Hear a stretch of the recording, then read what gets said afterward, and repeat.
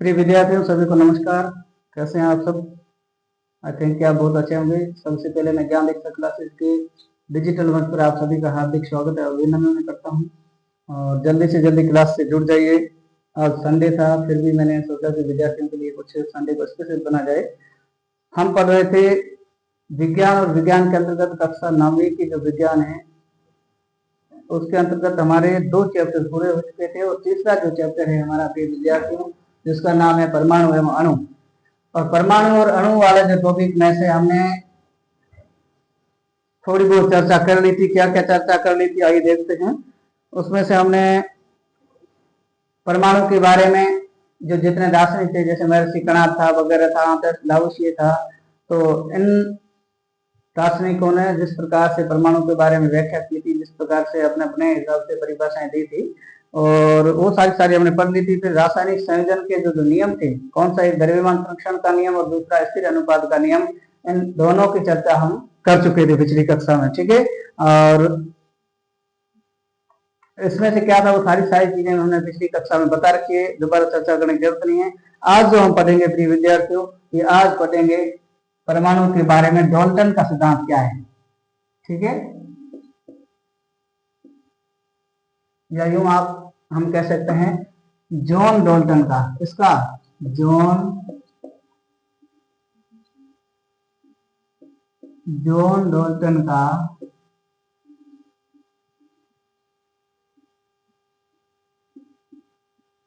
परमाणु के बारे में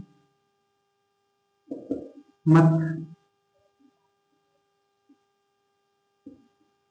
जॉन डाल्टन का परमाणु के बारे में मत क्या था उस पर हम चर्चा करेंगे। ठीक है, और अब ध्यान दें जॉन डाल्टन की हम बात करेंगे प्रिय विद्यार्थियों। तो जॉन डाल्टन का जन्म है वह सन 1700। जॉन डाल्टन एक वैज्ञानिक थे जिनका जन्म क्या है प्रिय विद्यार्थियों, जन्म 1766 ईस्वी में। 1766 ईस्वी में कहा हुआ था, इंग्लैंड में। 1766 ईस्वी में इंग्लैंड के 1766 ईस्वी में इंग्लैंड के एक जुलाह परिवार में हुआ था। जुलाह जानते हो? हाँ, जॉन डाल्टन नामक जो वैज्ञानिक है ये इंग्लैंड के वैज्ञानिक थे और जिनका जन्म सन 1766 ईस्वी में इंग्लैंड के एक जुलाह और गरीब परिवार में हुआ था। ध्यान रखना, कभी कभार इस वैज्ञानिक को सन है परीक्षा में एक आधे नंबर के क्वेश्चन में से पूछे जा सकते हैं, ये संभव है। और विज्ञान में अक्सर ये सन वैज्ञानिकों के जन्म जरूर पूछे जाते हैं कहीं कहीं। ठीक है ना। तो जॉन डाल्टन नामक जो वैज्ञानिक था इनका जन्म 1766 ईस्वी में इंग्लैंड के एक जुलाह और गरीब परिवार में हुआ था। जुलाह का मतलब होता है प्रिय विद्यार्थियों जो शराब बेचने वाली दंपतियां होती है। आपने देखा होगा आज भी कई जगह ऐसे हैं जहां अवैध रूप से शराब का निर्माण होता है। तो प्राचीन समय में इतनी लीगेसी थी नहीं, तो उस समय अवैध रूप से जो शराब बनाते थे घरों में, जितनी भी जैसे जड़ी बूटियां या वनस्पतियां हैं उनसे, आज भी कई सारे बनाते होंगे। तो उस हिसाब से इनके जो पेरेंट्स थे वो एक शराब का कारोबार करते थे छोटा मोटा अपना गुजारा चलाने के लिए, और उसको हम कहते हैं जुलाह। तो कह सकते हैं कि जॉन डाल्टन का जो जन्म है वह इंग्लैंड के जुलाह परिवार में हुआ था। कब? 1766 में। तो परीक्षा में पूछा जा सकता है कि जॉन डाल्टन का जन्म है वो कब हुआ था। और आज हम यहाँ चर्चा क्यों कर रहे हैं, क्योंकि हम पढ़ रहे हैं परमाणु और अणु, और परमाणु और अणु के बारे में अलग अलग वैज्ञानिकों ने अपने अपने अलग अलग मत दिए थे। कुछ सिद्धांत माने हो गए और कुछ धीरे धीरे समय के साथ में खारिज हो गए, लेकिन उनमें से एक जॉन डाल्टन का नाम आता है, तो उसके बारे में हम आज चर्चा कर रहे हैं। अब आगे की बात करें, इन्होंने कब, इन्होंने 12 वर्ष की उम्र में, इन्होंने जॉन डाल्टन नामक वैज्ञानिक ने 12 वर्ष की उम्र में 12 वर्ष की उम्र में अपने जीवन की शुरुआत किससे की? एक शिक्षक के रूप में की थी विद्यार्थियों। किसके रूप में? शिक्षक के रूप में। यानी जॉन डाल्टन नामक जो वैज्ञानिक है इन्होंने 12 वर्ष की उम्र में एक शिक्षक के रूप में अपने कैरियर की क्या की? शुरुआत की। ठीक है, जब ये 12 वर्ष के थे उस समय इन्होंने पढ़ाना शुरू कर दिया था। और मैं ये नहीं कह रहा कि गवर्नमेंट था, लेकिन इन्होंने पढ़ाना शुरू कर दिया था, यानी शिक्षक के रूप में। पढ़ाने वाला हमेशा शिक्षक होता है, सिखाने वाला। हाँ, तो शिक्षक के रूप में 12 वर्ष की उम्र में, यानी 12 वर्ष बहुत कम होती है, यहाँ तक तो अभी तो बच्चे इतने संभल ही नहीं पाते। तो 12 वर्ष की उम्र में जॉन डॉल्टन नामक वैज्ञानिक ने अपने जीवन की शुरुआत शिक्षक के रूप में कर दी थी। ठीक है, और आगे धीरे धीरे जैसे जैसे समय आगे बढ़ा, सन 1793 की बात है। कब? 1793 की। सन 1793 ईस्वी में। कब? सन 1793 ईस्वी में ये यहाँ से कहाँ चले गए? मैनचेस्टर चले गए प्रिय विद्यार्थियों। कहाँ? मैनचेस्टर। ठीक है, मैनचेस्टर एक इंग्लैंड की जगह है, और वहां चले गए। और वहां क्यों चले गए? क्योंकि वहां एक कॉलेज थी, और उस कॉलेज के अंतर्गत इनका चयन हो गया एक शिक्षक के पद पर। और वहां ये भौतिकी का मतलब होता है फिजिक्स। ठीक है, भौतिकी और रसायन एंड केमिस्ट्री व गणित, तीनों विषयों के महारथी होने की वजह से तीनों विषय पढ़ाया करते थे। यानी कब की बात है? सन 1793 की। सन 1793 के अंतर्गत मैनचेस्टर चले गए, इंग्लैंड का एक शहर है, और वहां कॉलेज में एक भौतिक रसायन और गणित के विषयों का वहां अध्यापन करवाया। और काफी समय तक वहां अध्यापन करवाने के बाद में विद्यार्थियों कि जॉन डॉल्टन ने धीरे धीरे क्या है,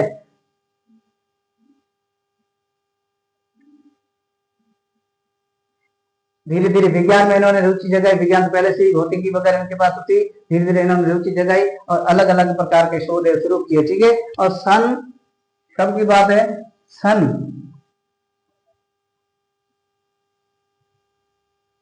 1808 ईस्वी में। सन 1808 ईस्वी में धीरे धीरे इन्होंने परमाणु के बारे में कुछ सिद्धांत दिए, और परमाणु के बारे में भी ये कुछ डिस्कस करने लगे। सन 1808 ईस्वी में इन्होंने धीरे धीरे प्रयास करते करते करते करते परमाणु का क्या दिया था? सिद्धांत दिया था।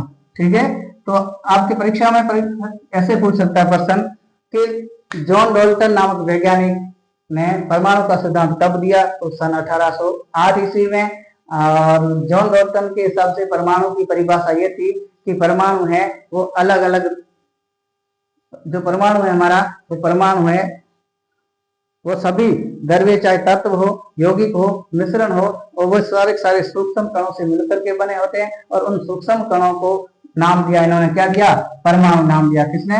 जॉन डॉल्टन नामक वैज्ञानिक ने। ठीक है, तो हम कह सकते हैं कि इनसे पहले जैसे महर्षि कणाद है, और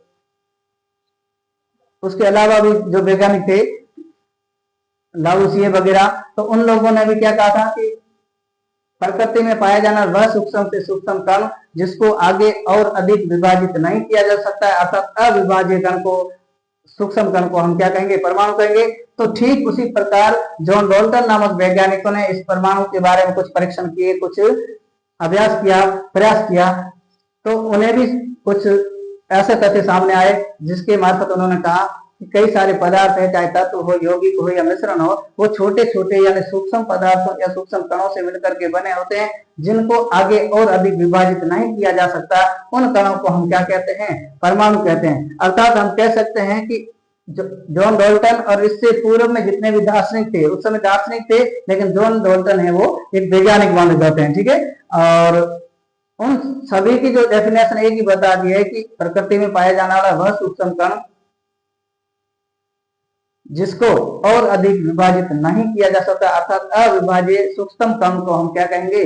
परमाणु कहेंगे। तो कभी कभार परिभाषा भी आती है कि परमाणु किसे कहते हैं, तो आपको परमाणु की परिभाषा बतानी होगी लिख करके। ठीक है, यहां तक आपने लिख लिया होगा। सन 1808 ईस्वी में परमाणु का सिद्धांत दिया इन्होंने, और ये भी लिख लेना कब दिया। ठीक है ना, और अब हम आगे की बात करें, ये तो होगी जॉन डॉल्टन की वैश्विक या जीवन परिचय के बारे में। ठीक है, अब हम आगे परमाणु की परिभाषा के बारे में चर्चा करेंगे विद्यार्थियों। तो वो क्या है, आइए देखते हैं। अभी तक चैनल को सब्सक्राइब नहीं किया तो सब्सक्राइब करके ऑल वाला बेल आइकन जरूर प्रेस करें, ताकि हर एक सूचना आपको समय पर मिलती रहे। अभी गर्मी का दौर ज्यादा है, आप देख रहे हैं, भयंकर गर्मी होने की वजह से सरकार ने गवर्नमेंट स्कूलों की छुट्टियों में भी बढ़ाने का प्रावधान किया है। और यहाँ आप देख रहे हैं, उसके बावजूद भी हम क्लास ले रहे हैं, तो आप क्लास जरूर देखा करें, घर पे जितने बच्चे बैठे हैं वो ले करके निःशुल्क शिक्षण प्रणाली का फायदा ले सकते हैं। अब आगे हम बात करेंगे परमाणु के बारे में। किसके बारे में प्रिय विद्यार्थियों? परमाणु के बारे में। ठीक है, तो परमाणु की सबसे पहले हम परमाणु को क्या कहते हैं इंग्लिश में? एटम। एटम की परिभाषा के बारे में बात करें तो मैंने कहा जॉन डाल्टन हो या इससे पहले जितने भी फिलोसोफर या दार्शनिक थे, चाहे महर्षि कणाद हो वगैरह, तो उन्होंने भी एक ही बात कह दी कि सूक्ष्म कण है जिसका विभाजन और नहीं किया जा सकता, उसे हम क्या कहेंगे? परमाणु कहेंगे। तो आप लिखोगे परिभाषा, प्रकृति में पाया जाने वाला, प्रकृति में पाया जाने वाला वह सूक्ष्म से सूक्ष्म कण, प्रकृति में पाया जाने वाला वह सूक्ष्म से सूक्ष्म कण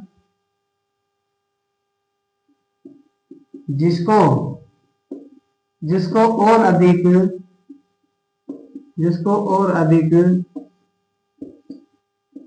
विभाजित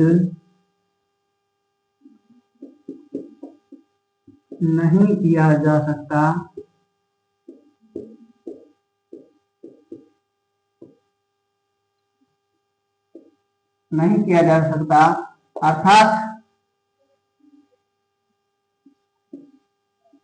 अर्थात सूक्ष्म अविभाज्य कण, सूक्ष्मतम अविभाज्य कण को क्या कहेंगे? परमाणु या सूक्ष्मतम अविभाज्य कण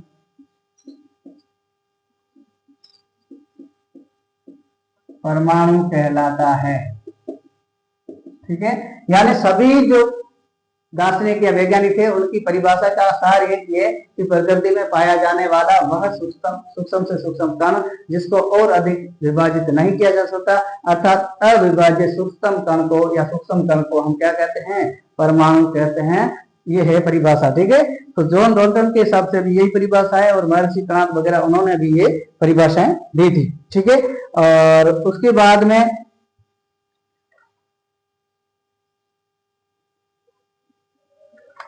जॉन डाल्टन ने अलग अलग इस पर प्रयोग किए, अलग अलग प्रयोग करने पर परिभाषा के रूप में तो यही निकल करके आई। और उन्होंने उसके अलावा भी कुछ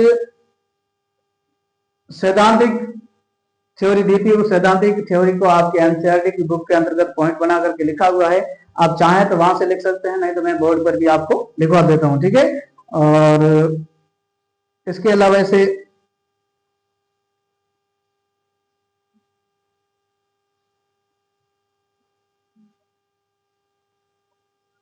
आगे हम बात करेंगे।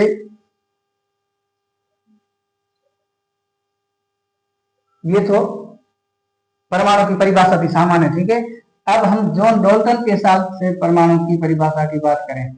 कभी कभार क्या है कि किसी से संबंधित या किसी वैज्ञानिक से जोड़ करके परिभाषा पूछी जाती है तो उसकी जितनी जैसी परिभाषा थी उसको हूबहू लिखा जाना चाहिए। ठीक है, तभी जाकर के पूरा नंबर मिलेगा। तो जॉन डाल्टन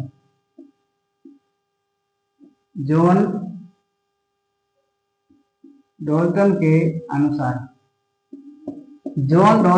अनुसार परमाणु की परिभाषा, जॉन डाल्टन के अनुसार परमाणु की परिभाषा, जॉन डाल्टन के अनुसार परमाणु की परिभाषा क्या है, आइए देखते हैं। ठीक है, इन्होंने कहा था कि सभी द्रव्य यानी प्रकृति में पाए जाने वाले जितने द्रव्य या पदार्थ है, चाहे वो तत्व हो, चाहे वो यौगिक हो या चाहे वो मिश्रण हो, ठीक है, वो सारे सारे क्या है? सूक्ष्म कणों से बने होते हैं और उसी सूक्ष्म कण को हम क्या कहते हैं? परमाणु कहते हैं। ठीक है, तो लिखेंगे प्रकृति में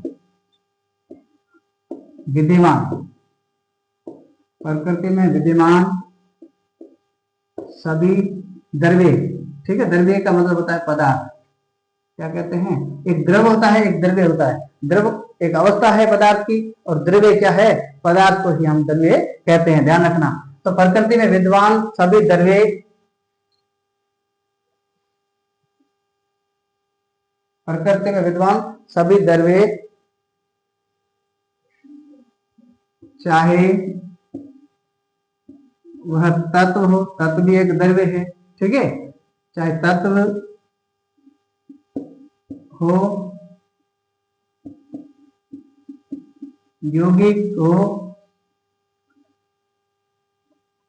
वह मिश्रण, ठीक है, यानी प्रकृति में विद्यमान सभी द्रव्य पदार्थ, चाहे वह तत्व यौगिक व मिश्रण सभी सूक्ष्म कणों से मिलकर के बने होते हैं। इसे सूक्ष्म कणों, सभी सूक्ष्म कणों से मिलकर बने होते हैं। यानी प्रकृति में विद्यमान सभी द्रव्य पदार्थ, चाहे वह तत्व यौगिक व मिश्रण हो, सभी सूक्ष्म कणों से मिलकर के बने होते हैं। उन्हें हम क्या कहेंगे? उन्हें परमाणु कहा जाता है। उन्हें क्या कहा जाता है? परमाणु कहा जाता है। यानी प्रकृति में विद्यमान सभी द्रव्य पदार्थ, चाहे वह तत्व हो, यौगिक हो या मिश्रण हो, सभी सूक्ष्म कणों से मिलकर के बने होते हैं। उसे हम क्या कहेंगे? उसे हम परमाणु कहेंगे। ये जॉन डाल्टन के परमाणु के सिद्धांत के हिसाब से उनकी क्या थी? परिभाषा थी, ठीक है। और फिर इन्होंने धीरे धीरे परमाणु के बारे में और भी ज्यादा तथ्य स्पष्ट किए थे, और इससे इस पर तथ्य है, उनकी विवेचना भी हम यहाँ बोर्ड पर करने वाले हैं, ठीक है। फिर उन्होंने बताया था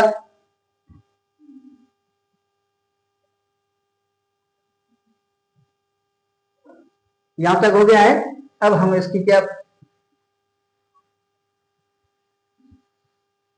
डाल्टन के परमाणु सिद्धांत की क्या है? विवेचना।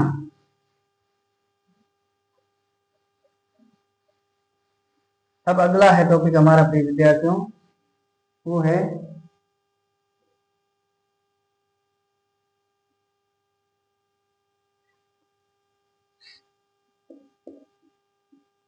डाल्टन के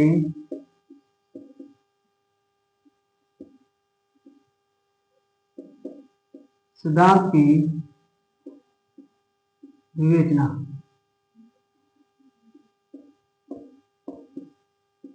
डाल्टन के सिद्धांत की क्या है? विवेचना है, ठीक है।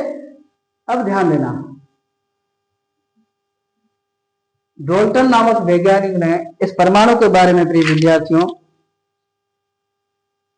और अधिक जैसे जैसे गहराई से रिसर्च किया तो उनके सामने बहुत सारे तथ्य निकल करके आए। बहुत सारे तथ्य क्या थे, आइए हम चर्चा करते हैं, ठीक है। तो उन्होंने बताया, पहला जो तथ्य था वो क्या था कि सभी द्रव्य क्या है? पहला था कि सभी द्रव्य परमाणुओं से निर्मित होते हैं। द्रव्य कोष्टक में हम लिखेंगे पदार्थ क्यों? द्रव्य और पदार्थ एक ही होता है, ठीक है। यहाँ सभी द्रव्य परमाणुओं से मिलकर के बने होते हैं। इससे परमाणुओं से मिलकर बने होते हैं।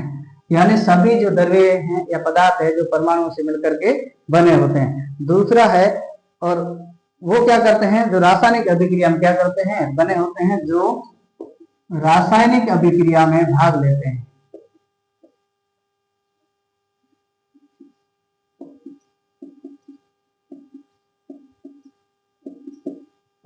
रासायनिक अभिक्रिया में भाग लेते हैं। कहने का मतलब हुआ, सारे प्रकृति में जो पदार्थ पाए जाते हैं पदार्थ परमाणु से मिलकर के बने होते हैं, और वो परमाणु है जो रासायनिक अभिक्रिया में क्या करते हैं? भाग लेते रहते हैं, ठीक है। और ये सारे चाहे वो तत्व हो, मिश्रण हो या यौगिक हो, लेकिन सारे पदार्थ है वो परमाणु से मिलकर के बने होते हैं। लेकिन वो परमाणु क्या करते हैं? हर प्रकार की रासायनिक अभिक्रिया में क्या करते हैं? भाग लेते हैं। फिर उन्होंने दूसरा दिया था, जो परमाणु है वह अभाज्य या अविभाजित सूक्ष्मतम कण है, जिसको न तो सर्जित किया जा सकता है और न ही उसको नष्ट किया जा सकता है। जैसा है वैसा का वैसा रहता है प्रकृति में। कहने का मतलब हुआ, परमाणु को न तो नष्ट कर सकते हम और न ही परमाणु का हम सर्जन कर सकते हैं। परमाणु प्रकृति में नेचुरल रूप से या प्राकृतिक रूप से पाया जाता है। ठीक है, तो उन्होंने दूसरा दिया था परमाणु अविभाज्य। परमाणु अविभाज्य, परमाणु अविभाज्य सूक्ष्म कण है। परमाणु अविभाज्य सूक्ष्म कण है जो, परमाणु अविभाज्य सूक्ष्म कण है जो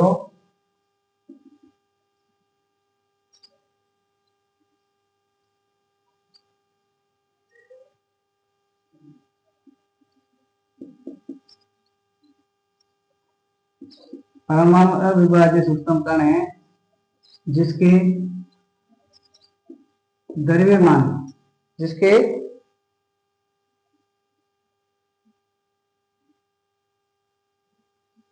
या यूं कहें जो रासायनिक अभिक्रिया में, कहा रासायनिक में, जो रासायनिक अभिक्रिया में ना तो सृजित किया जा सकता है, ना तो सर्जित किया जा सकता है,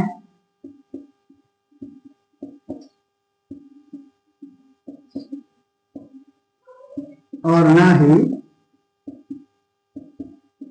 नष्ट। ठीक है, यानी परमाणु है वो अविभाज्य सूक्ष्म कण है जो रासायनिक अभिक्रिया में, रासायनिक क्रिया क्या अभिक्रिया में, ठीक है, यहाँ अभिक्रिया लिखना भूल गए थे, बोल लिया था लिखे नहीं। ठीक है, हाँ, परमाणु अविभाज्य यानी परमाणु वह अविभाज्य सूक्ष्म कण है जो रासायनिक अभिक्रिया में ना तो सर्जित किया जा सकता और ना ही इसे नष्ट किया जा सकता है।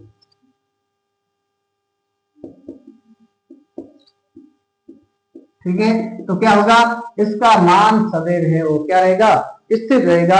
और यही स्थिर अनुपात का नियम था। स्थिर अनुपात में क्या कहा गया था कि रासायनिक अभिक्रिया के दरमियान पदार्थ का जो द्रव्यमान है वो हमेशा, उसका जो अनुपात है वो हमेशा स्थिर रहता है। जैसे उन्होंने उदाहरण दिया था H2O का, जल में से जैसे एक हाइड्रोजन है तो इसका भार 8 है, ऑक्सीजन का कितना है 8 है, तो 1:8 यानी 1:8 के अनुपात में ये आपस में क्या होते हैं, संयोजित होते हैं। इसको किसी भी प्रकार का जल, चाहे तालाब का ले लो चाहे नदी का ले लो, तो इसमें ऐसा का ऐसा रहना है, इसमें कुछ भी हेरा फेरी संभव नहीं है। ठीक है, हाँ, तो ये दोबारा उसका वापिस हो गया, यानी ना तो उसको नष्ट किया जा सकता है और ना ही इसको सर्जित किया जा सकता है। अब तीसरा है, उन्होंने कहा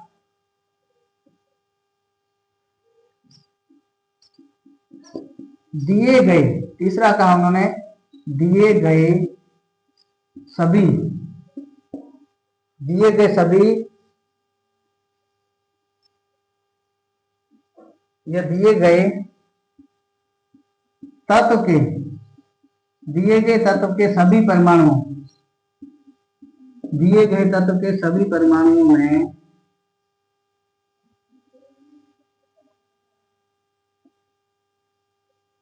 परमाणु के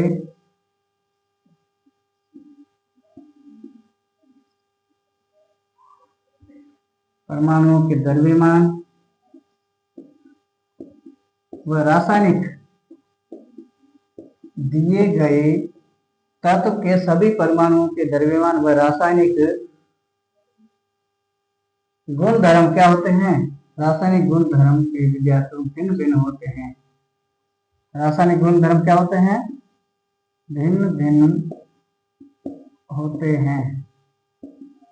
कहने का मतलब हुआ जो भी तत्व है, दिए के तत्व के सभी परमाणुओं के जो द्रव्यमान है वो भी अलग होंगे और उसके रासायनिक गुण धर्म है वो प्रत्येक तत्व के अलग अलग होते हैं। और उसको उन्होंने कहा कि दिए गए तत्व के सभी परमाणुओं के द्रव्यमान और रासायनिक गुण धर्म है प्रत्येक जगह अलग अलग दिखाई देंगे।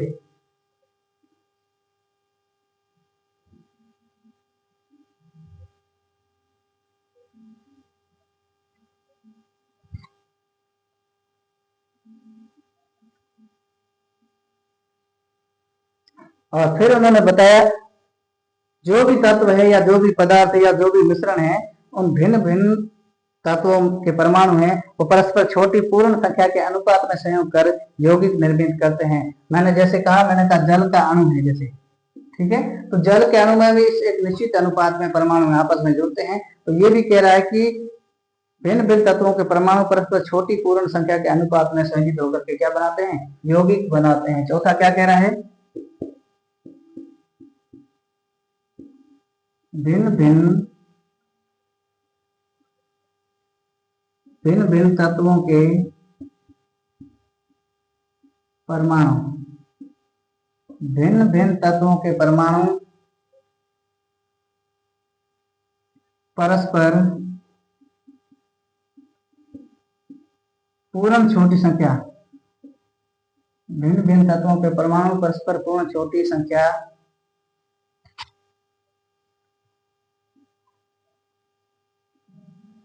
अनुपात में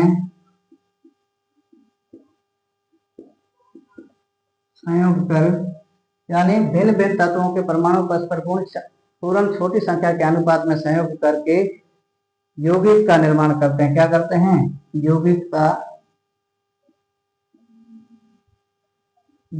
का निर्माण करते हैं। प्रिय विद्यार्थी, क्या करते हैं,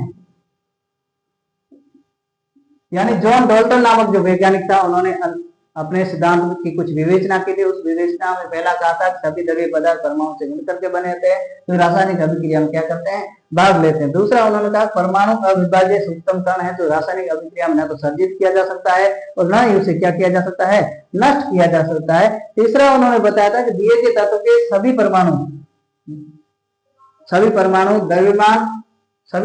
के द्रव्यमान और जो रासायनिक गुणधर्म है वो हर जगह अलग अलग या भिन्न भिन्न होते हैं। चौथा उन्होंने कहा कि भिन्न भिन्न तत्वों के परमाणु परस्पर जब छोटी संख्याओं के अनुपात में संयोग कर एक यौगिक का निर्माण करते हैं। क्या करते हैं, यानी ये जो यौगिक होता है, जैसे यौगिक की बात करें,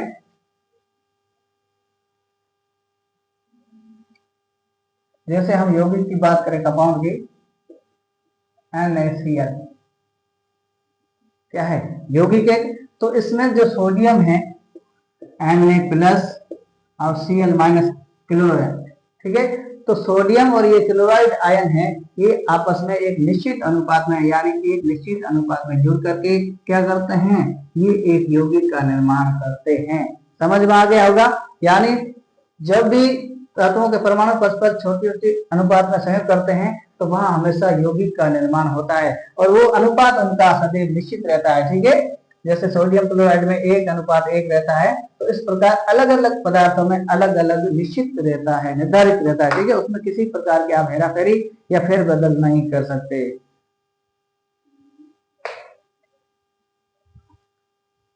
ठीक है, यहां तक दिक्कत नहीं है।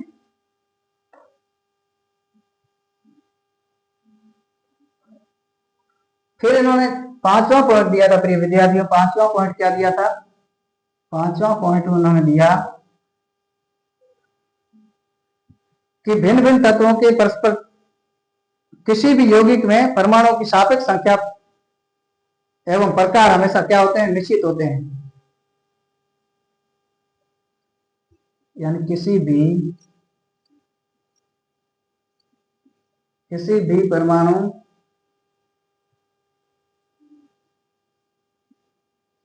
किसी भी यौगिक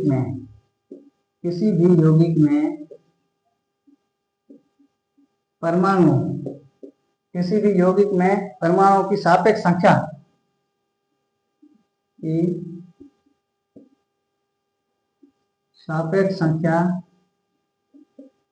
व प्रकार है उसका क्या रहता है, निश्चित रहता है। सापेक्ष संख्या व प्रकार निश्चित रहता है, ध्यान रखना। कहने का मतलब हुआ कोई सा भी यौगिक उठा करके देख लो, उसमें से परमाणु की संख्या है या परमाणु की सापेक्ष संख्या है और उसका प्रकार है वो सदैव निश्चित रहता है, उसमें किसी प्रकार की हेरा फेरी आप नहीं कर सकते। ठीक है, तो ये था परमाणु के जॉन डाल्टन के परमाणु सिद्धांत की क्या विवेचना। आपसे परीक्षा में पूछ सकता है जॉन डाल्टन के परमाणु सिद्धांत क्या था, आप उसकी विवेचना कीजिए। तो आप जॉन डाल्टन का परमाणु सिद्धांत की परिभाषा लिखोगे और उसके बाद में जॉन डाल्टन के परमाणु सिद्धांत की विवेचना हेडिंग डाल करके इस प्रकार पॉइंट बना करके लिखते हो तो प्रिय विद्यार्थियों आपको पूरे में से पूरे अंक मिलेंगे। ठीक है, यहां तक किसी विद्यार्थी को दिक्कत नहीं है।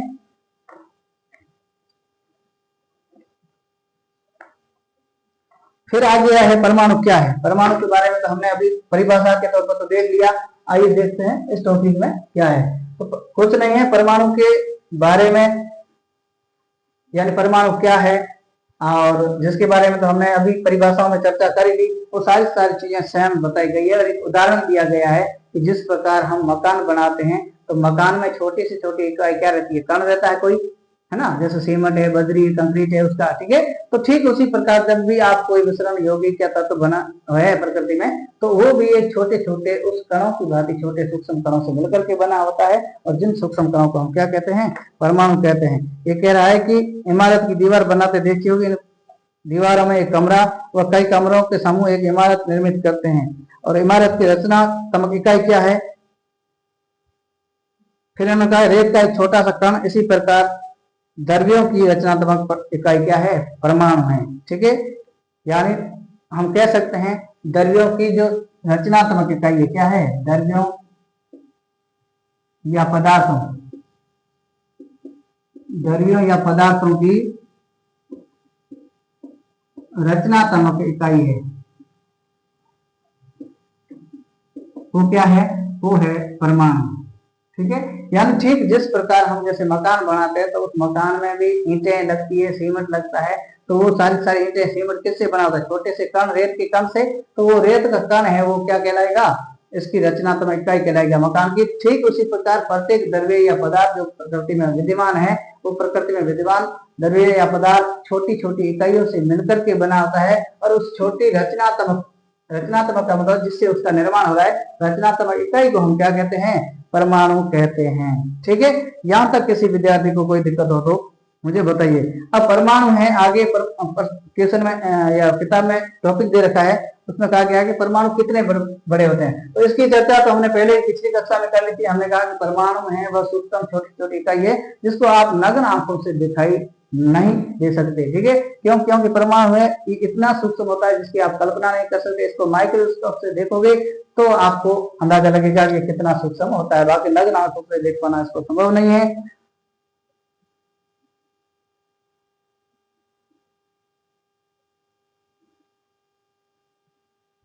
और इन्होंने उदाहरण दिया है कि बहुत यानी लाखों अरबों परमाणुओं को एक के ऊपर एक के ऊपर एक के ऊपर लिखते हैं या रखते हैं तो एक प्रकार का कागज शीट तैयार होता है। तो हम कह सकते हैं कि एक परमाणु को आसानी से देखना संभव नहीं है। ठीक है, प्रत्येक पदार्थ है वो परमाणु से मिलकर के बना होता है। ये डस्टर है, ये परमाणु से मार्कर है, ये भी परमाणु से, किताब, कॉपी, कागज जो भी है वो सारा आपका परमाणु से मिलकर के बना होता है, छोटे से छोटे परमाणु से। ठीक है, क्योंकि ये पदार्थ है कोई ना कोई, तो पदार्थ निश्चित रूप से परमाणुओं से मिलकर के बना होता है। यहां तक किसी को डाउट नहीं है। अब आगे एक अगला टॉपिक लगाइए प्रिय विद्यार्थियों। अगला टॉपिक क्या है, अगला टॉपिक है आपकी बुक्स में एक सारणी दे रखी है, उस हिसाब से ये सारणी आपकी इंपोर्टेंट है। परीक्षा वाला 1 नंबर का या आधे नंबर का या 2 नंबर का भी क्वेश्चन पूछ सकता है। 1 या आधे नंबर का क्वेश्चन पूछेगा तो कुछ। और फिर आगे हम बात करेंगे, भूल गए थे, परमाणु की त्रिज्या के बारे में। परमाणु की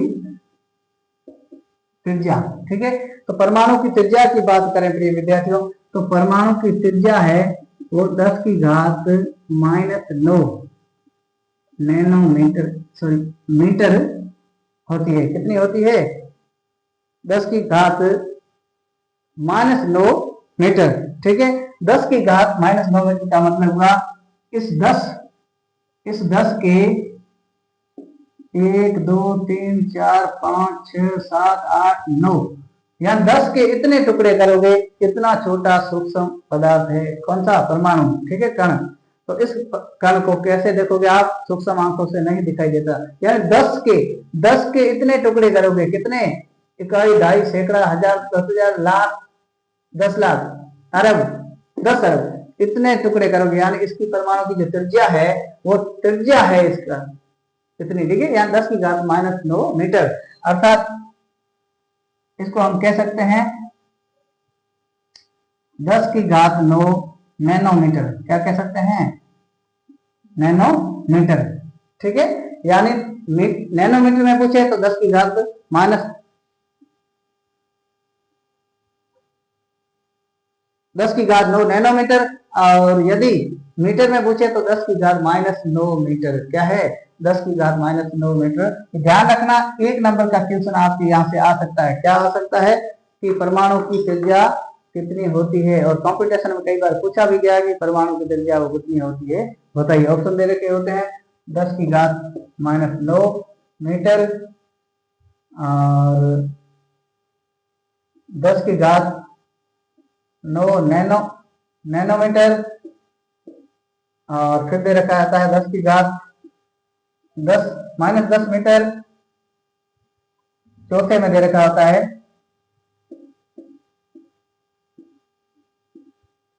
होता है ए व बी दोनों। ठीक है, तो ध्यान दीजिए ए और बी दोनों होगा। क्यों, क्योंकि 10 की घात -9 मीटर में है और 10 की घात 9 नैनोमीटर में है। ठीक है, और 1 नैनोमीटर बराबर 1 नैनोमीटर प्रिय विद्यार्थी बराबर क्या होता है, या 1 मीटर बराबर होता है 10 की घात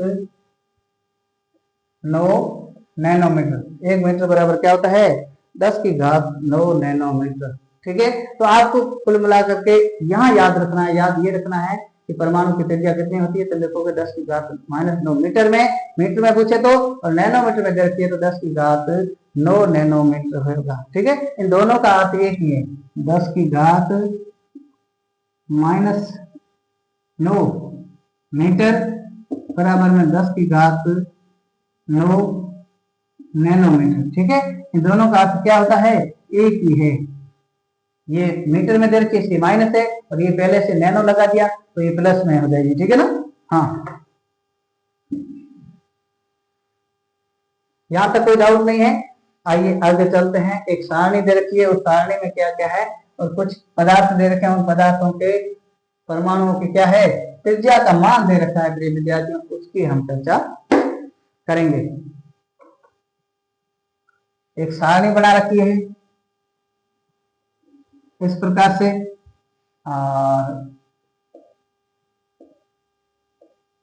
क्रम संख्या, उसके बाद में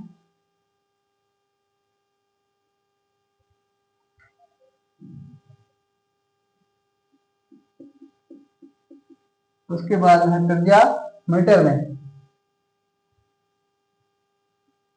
त्रिज्या मीटर में है, और उसके बाद में दे रखा है, वो दे रखा है परमाणु का या पदार्थ का नाम।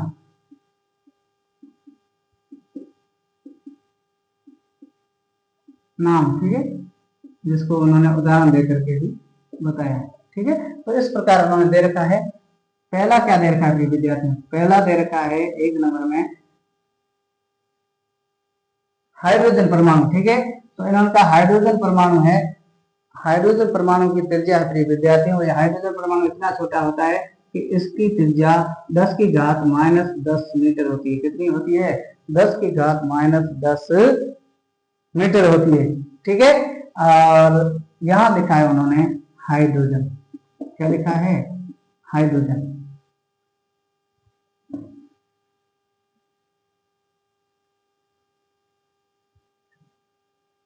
या अपन इसको और आगे अच्छा बनाना चाहें तो इसको और भी सरल बना सकते हैं। कैसे बनाएंगे, आइए देखते हैं, नए तरीके से बनाते हैं, वो ज्यादा आसानी से रहेगा। ठीक है, पहले तो क्रम संख्या, फिर पदार्थ का नाम, फिर दे लगाते हैं त्रिज्या मीटर में, किसमें, मीटर में। ठीक है, अब आइए देखते हैं क्या है। क्रम संख्या 1 है, वह है हाइड्रोजन परमाणु। क्या है, यानी हाइड्रोजन परमाणु है, उसकी त्रिज्या कितनी है। आपके जितने भी बुक्स में दे रखे हैं में, यहाँ से क्वेश्चन कोई भी पूछ सकता है कहीं से भी। ठीक है, इसलिए कोई इंपॉर्टेंट नहीं होता है, हर एक चीज इंपॉर्टेंट है, हर एक चीज आपको पढ़नी है और समझनी है, याद करनी है। ठीक है, तो हाइड्रोजन परमाणु है, इसकी जो त्रिज्या है वो 10 की घात -10 क्या होती है, 10 की घात -10 मीटर होती है। कितनी होती है 10 की घात -10 मीटर। दूसरा है प्रिय विद्यार्थियों वो है आपका जल का अणु। जो जल के अणु की हम बात करेंगे तो जल के अणु की जो त्रिज्या है प्रिय विद्यार्थियों वो 10 की घात -9 मीटर होती है। कितनी होती है? यानी जल के अणु को, एक अणु को आप देखना चाहोगे तो इतना सूक्ष्म में दिखेगा नहीं। ये आपको दिख रहा है जो जल है ये क्या है? ये एक यौगिक है। क्या है? यौगिक है। ठीक है। हाँ, यानी बहुत सारे जल के अणु मिलकर के एक यौगिक निर्माण किए हैं जिसका आप और हम उपयोग करते हैं। और पर्टिकुलर एक अणु को आप देखना चाहोगे तो उसकी त्रिज्या का मान है 10 की घात -9 और 10 की घात -9 हमने अभी लिखी थी। कितनी होती है? उस हिसाब से इसकी त्रिज्या आएगी जिसको आप नग्न आंखों से देख नहीं सकते। तीसरा दे रखा है प्रिय विद्यार्थियों हीमोग्लोबिन। इंपॉर्टेंट है। क्या है? इंपॉर्टेंट। इंपॉर्टेंट इसलिए है क्योंकि हीमोग्लोबिन का ही सारा खेल है। और जिसके हीमोग्लोबिन कम पड़ जाता है उसको डॉक्टर तुरंत ब्लड की थैली बाहर से लगाता है। ठीक है ना? लगाता है नहीं लगाता है? हाँ, यूनिट लगाता है। तो आप देख रहे हो हीमोग्लोबिन अणु। हीमोग्लोबिन अणु की चर्चा करें तो इसकी त्रिज्या है प्रिय विद्यार्थियों 10 की घात -8 मीटर है। कितनी है? यानी हीमोग्लोबिन के एक अणु को भी आप नग्न आंखों से नहीं देख सकते। इसका जो आकार है वो 10 की घात -8 मीटर त्रिज्या का होता है। इसको आसानी नहीं, यानी 10 के लगभग नीचे 8 जीरो लगाओगे इतने छोटे टुकड़े हो जाएंगे। इतना छोटा टुकड़ा आसानी से दिखाई नहीं देगा। अब चौथे नंबर इसलिए इंपॉर्टेंट ये है, इसको याद रखना। परीक्षा वाला पूछ सकता है कि हीमोग्लोबिन अणु की त्रिज्या कितनी होती है, तो आप लिखोगे 10 की घात -8 मीटर। ठीक है। और फिर है रेत का कण। क्या है? अगला है रेत का कण। रेत के कण की चर्चा करें प्रिय विद्यार्थियों तो इसकी त्रिज्या होती है 10 की घात -4 मीटर। कितनी होती है? 10 की घात -4 मीटर। और अगला इन्होंने दे रखा है चींटी। क्या दे रखा है? चींटी। ठीक है। और इसकी त्रिज्या होती है प्रिय विद्यार्थियों होती है 10 की घात -3। इसलिए चींटी है वो आपको नग्न आंखों से धीरे धीरे दिखाई देती है। चींटियां देखती है, छोटे छोटे चींटियां देखी होगी आपने, है ना? हाँ। अब धीरे धीरे जैसे जैसे इसकी त्रिज्या का मान बढ़ेगा तो पदार्थ का आकार बढ़ेगा, और आकार बढ़ेगा तो निश्चित रूप से माना कि मैंने 5 सेंटीमीटर त्रिज्या का कोई चाप खींचा है। अब 5 की जगह 10 सेंटीमीटर का खींचूंगा तो चाप इससे बड़ा हो जाएगा। कहने का मतलब जैसे जैसे त्रिज्या का मान बढ़ता है इसलिए वहां आकार बढ़ता है, और आकार बढ़ेगा तो नग्न आंखों से दिखाई देगा। आप देख रहे हो यहाँ छोटा होना, छोटा नहीं हो रहा है। ये जो ऊपर वाले जीरो है यार नीचे के जीरो कम हो रहे हैं, इसका मतलब -3 है। ठीक है ना? हाँ, ये प्लस वाले होते तो वो जैसे आंख बढ़ते वैसे होता, लेकिन ये माइनस वाले इसलिए आंख घटेगा तो आकार बढ़ेगा। और सेब, सेब को तो आपने देखा ही होगा प्रिय विद्यार्थियों। इस सेब का आकार आप नग्न आंखों से दिखाई दे सकते हैं। क्यों? क्योंकि इसकी जो त्रिज्या है उसका मान होता है 10 की घात -1 का कोई, यानी 10/10। और इसका मतलब हुआ 1, और आसानी से दिखाई दे सकती है इतनी बड़ी। और सेब को आपने देखा होगा कितनी बड़ी होती है। ठीक है ना? हाँ। तो ये है आपका आज का जो परमाणु और अणु वाला टॉपिक है इससे रिलेटेड। और इसमें किसी प्रकार का कोई डाउट रहे तो मुझे बता देना, नहीं तो आपका यहाँ देखें तो हीमोग्लोबिन बहुत इंपॉर्टेंट है। उसके अलावा हाइड्रोजन भी इंपॉर्टेंट है। वैसे देखा जाए तो सारे इंपॉर्टेंट है, लेकिन कभी कभार हीमोग्लोबिन के बारे में ज्यादातर पूछते हैं क्योंकि ये ह्यूमन या जीवों से जुड़ा हुआ टॉपिक है, ज्यादा इंपॉर्टेंट है। ठीक है। हाँ।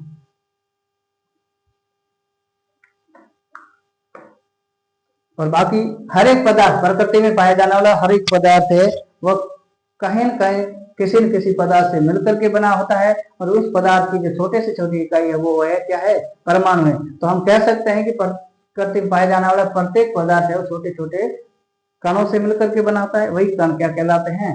परमाणु कहलाते हैं। और जिसकी त्रिज्या है वो 10 की घात -9 मीटर होती है, या 10 की घात 9 नैनोमीटर होती है। ठीक है।